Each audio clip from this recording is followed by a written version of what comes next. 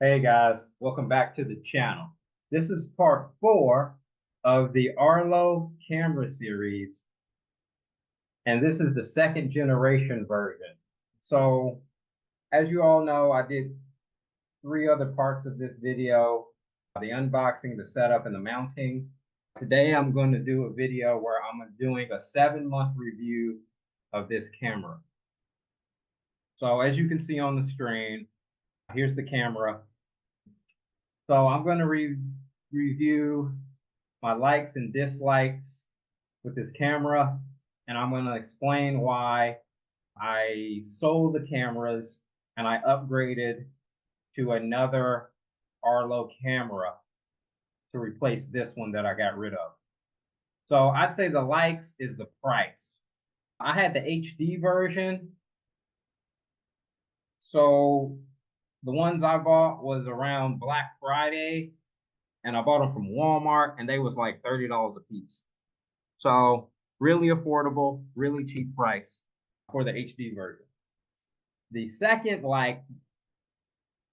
that was good about this camera is the motion detection is much improved than the older models. So really good motion detection. So those were the two biggest things that I really, really liked about this camera. All right, so next, let me get to my dislikes, right? And these are the two main dislikes that I have about this camera. And this is kind of why I ended up getting rid of the cameras, the second generation, and basically upgrading to a model that could do more things and give you more functionality. So the biggest reason why I got rid of this camera is the camera is unable to sync with smart hubs and base stations. So this kind of forces you to buy a monthly cloud subscription if you want to be able to store your video recordings that are captured. All right. So that was the number one reason why I was like, look, you know, these cameras aren't cutting it because you can't sync them to a smart hub or a base station. And I didn't know this until I had already bought the cameras. And then come to find out, it doesn't have this functionality. All right. So the second thing that I kind of dislike about this camera that made me want to upgrade is the wall mounts. As you can see on the screen, the wall mounts are short and stubby, and they have very, very limited range of motion.